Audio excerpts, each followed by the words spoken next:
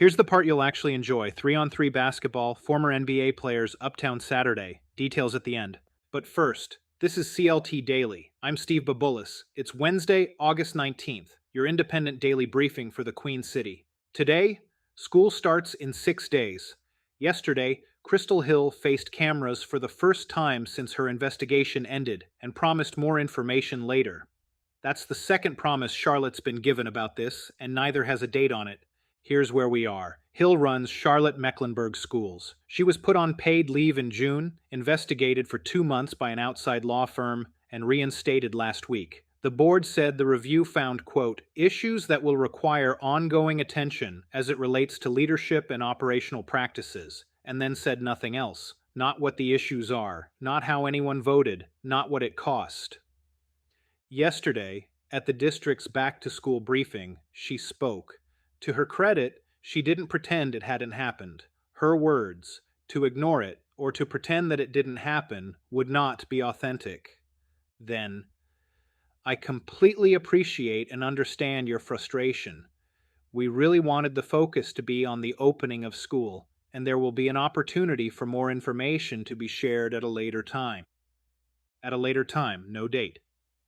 Around her, the pattern held.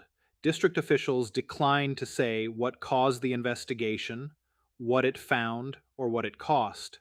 Board Chair Stephanie Sneed left without taking questions. Board member Cynthia Stone asked whether she had confidence in Hill, said only, "Y'all make your own decisions," and was walked away by staff. Here's the part that hasn't gotten much attention, and it's on paper.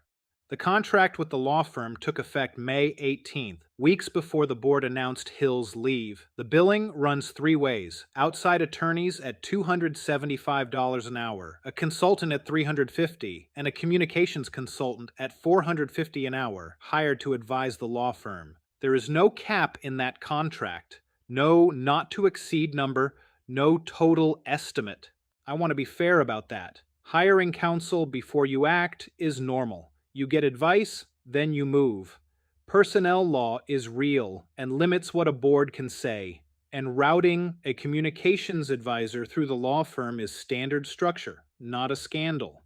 But look at what it produces. The public relations work sits inside attorney-client privilege with everything else, so the strategy for what Charlotte gets told is itself confidential. And it was budgeted at $450 an hour before any of this was public. I've been counting this on the show since the 12th. The board promised an update before school started. It delivered a statement with no information in it. Now the superintendent promises more later with no date. 6 days from now, 147,000 students walk into those buildings.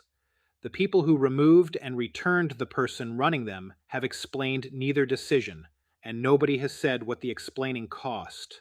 All right, here's what else you need to know today. Monday, I told you 3 North Carolina governments were voting on pausing data centers.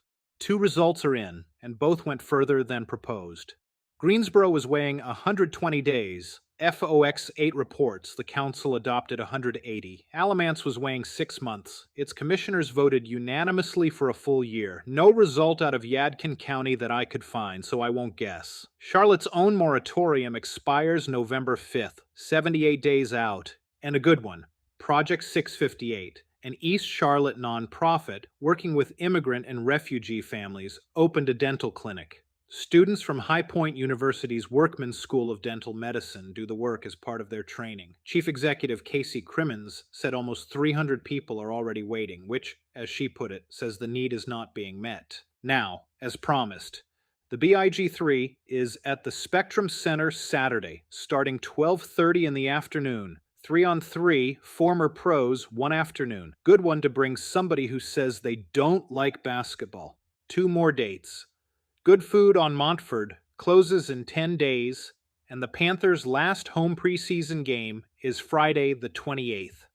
That's CLT Daily for Wednesday, August 19th. I'm Steve Babulis. We'll be back tomorrow, same time, same city. Until then, Charlotte, take care of each other.